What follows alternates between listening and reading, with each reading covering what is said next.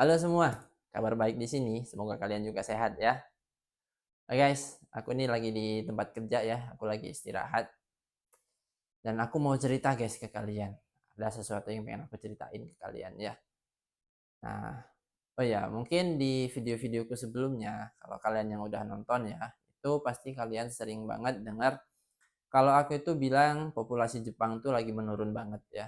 Terus lowongan kerja di Jepang tuh banyak, tapi tenaga kerja di Jepang itu lagi kurang banget guys. Kayak gitu. Nah, mungkin dari ceritaku ini nanti tuh bisa membuktikan kalau ya memang benar perkataanku itu gitu ya. Jadi hari ini tadi tuh aku meeting sama bos ya, sama staff yang lain. Jadi kami itu ngebahas soal perekrutan tenaga kerja baru, guys. Jadi perusahaanku ini tuh lagi kekurangan tenaga kerja dan kita lagi buka lowongan ya. Nah, lowongan ini bukan untuk orang luar ya, tapi untuk khusus orang Jepang gitu, guys. Karena kenapa? Perusahaan kami ini kan perusahaan tempat aku kerja ini itu kan perusahaan kecil ya, perusahaan keluarga. Jadi untuk menerima staf dari luar negeri ya gitu, itu tuh terbatas guys. Sekarang aja itu udah ada 5 staf yang dari luar dan si bos itu udah dapat teguran dari pihak imigrasi kalau perusahaan ini tuh udah nggak bisa nerima lagi, staf baru dari luar. Jadi kalau mau nambah staf itu harus dari orang Jepang guys, gitu. Nah, jadi di meeting tadi si bos tuh cerita kalau si bos itu pergi ke 3 sekolah SMA di dekat sini guys gitu. Nah jadi pergi ke sana untuk, ngasihin brosur kalau kita itu lagi buka lowongan gitu guys. Nah kenapa ke anak-anak SMA ya, nah kenapa bukan ke kampus-kampus gitu ya.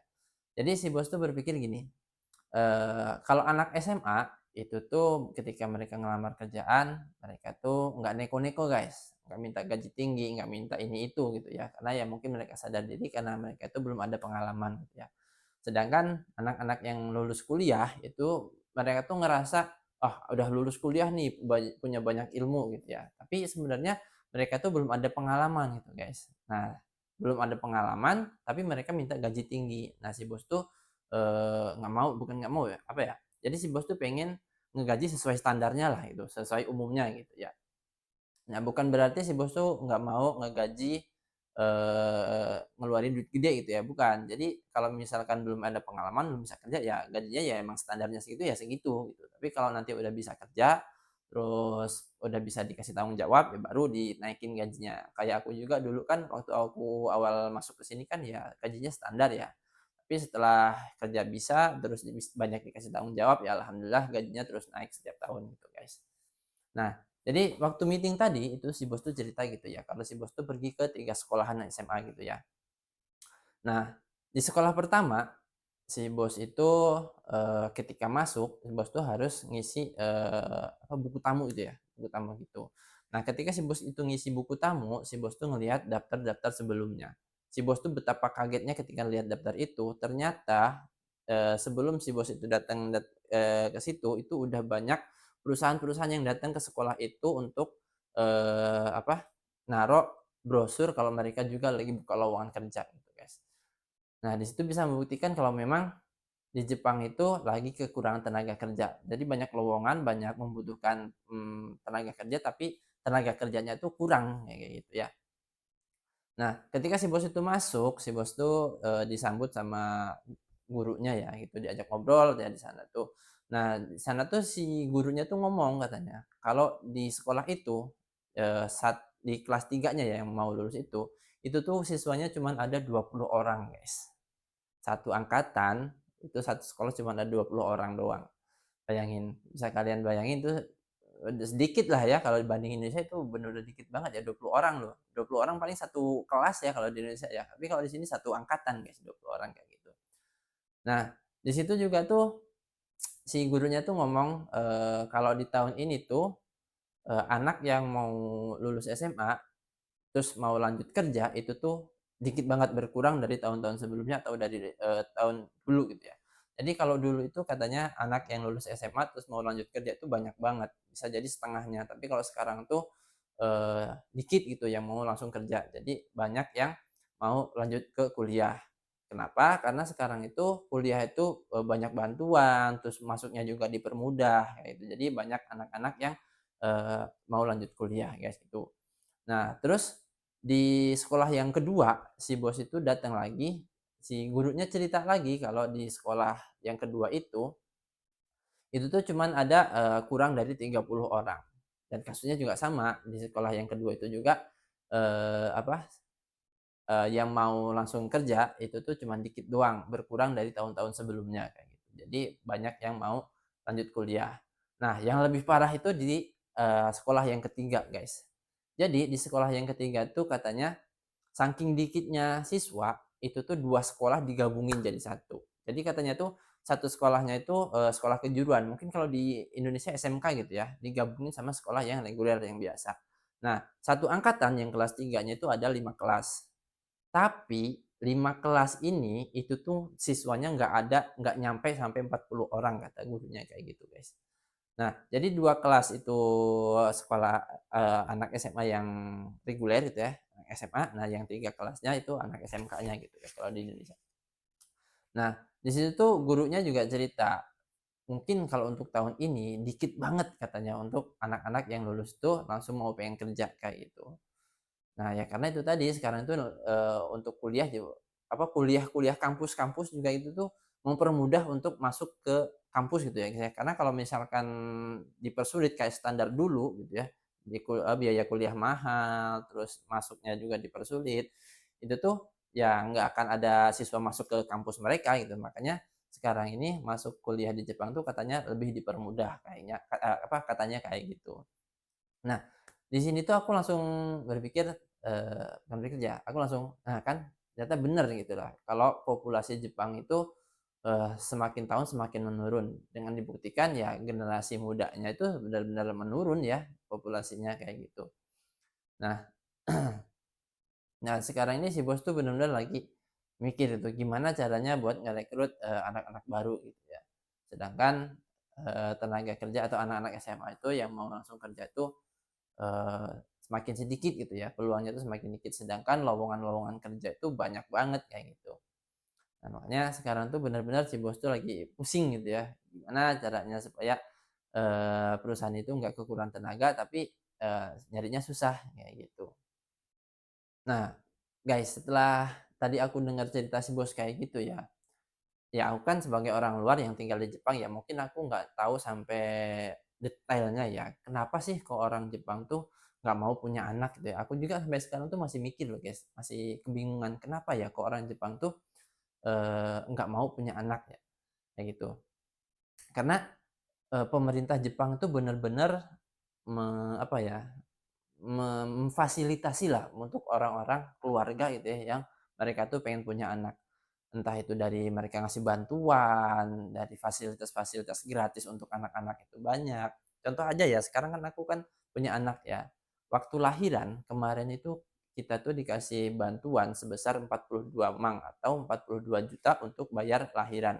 Ya karena di negara maju lahiran itu kan mahal ya. Nah, akhirnya pemerintah Jepang tuh ngasih bantuan untuk ngebayar itu sekitar, senilai 42 mang. Itu tahun lalu guys, waktu 2022 pas anakku lahir. Nah, di 2023 itu dinaikin lagi bantuannya itu jadi 50 mang atau 50 juta.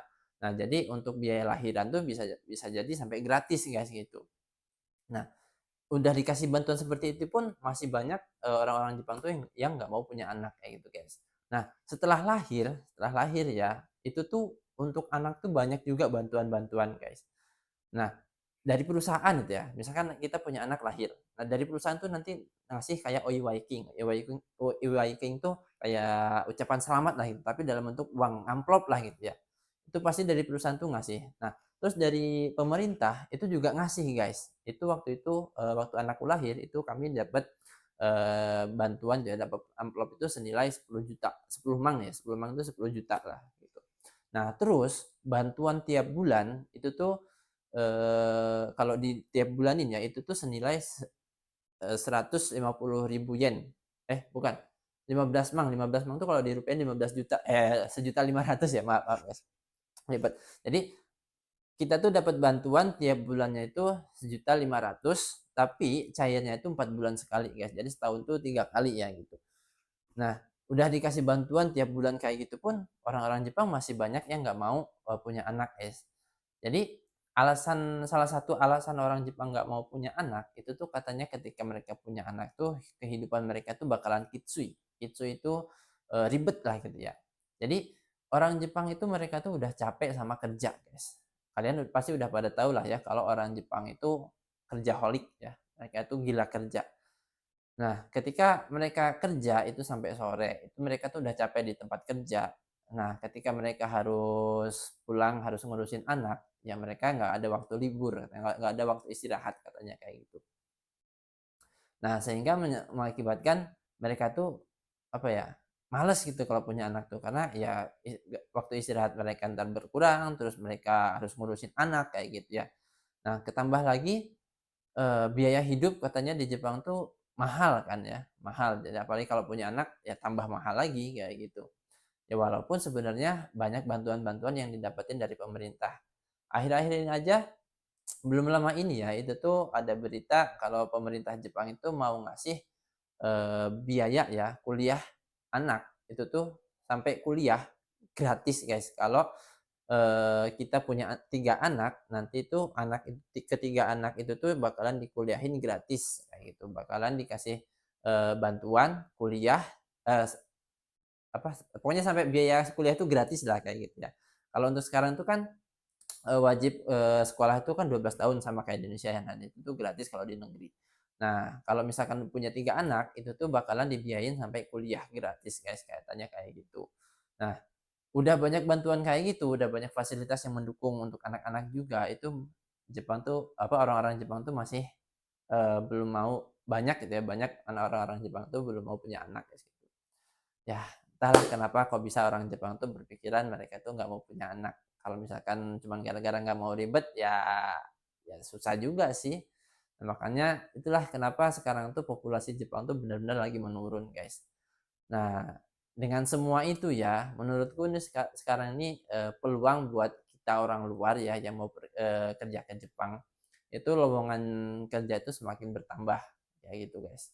Jadi buat kalian nih ya yang mau berangkat ke Jepang, yang mungkin di Indonesia tuh kalian susah gitu ya nyari kerja, terus apa, nganggur gitu ya. Kalau misalkan kalian punya kesempatan ada jalan buat datang ke Jepang, ya usahain datang lah guys, kerja ke Jepang guys. Di sini tuh lowongan banyak banget, tenaga kerja dibutuhin banget guys di sini guys. Jadi buat kalian juga yang mungkin udah lagi proses ya, lagi proses mau ke Jepang, semangat. Dan satu pesanku juga guys ke kalian nih ya, kalau misalkan kalian nunggu job ke Jepang tuh lama, kalian tuh jangan pernah berpikir kalau kalian tuh, kerja apa aja lah yang penting berangkat ke Jepang, jangan guys. Karena ya takutnya nanti tidak sesuai dengan kemauan kalian, nah akhirnya kalian nggak betah di tempat kerjanya terus kabur. Nah kalau kalian kabur, nanti yang susah itu bukan kalian doang, tapi seluruh Indonesia guys. Nanti kalau kalian melakukan hal buruk, ya orang Jepang tuh udah nggak percaya lagi sama orang Indonesia gitu guys. Nah mungkin itu tadi ceritanya guys, nggak tahu, ngena atau enggak ya, semoga bisa menginformasikan ke kalian ya. Kalian bisa dapat informasi dari ceritaku itu. Jadi terima kasih yang udah nonton. Jadi, sampai ketemu lagi di video-video selanjutnya. Jangan lupa di-subscribe, like, komen, dan share.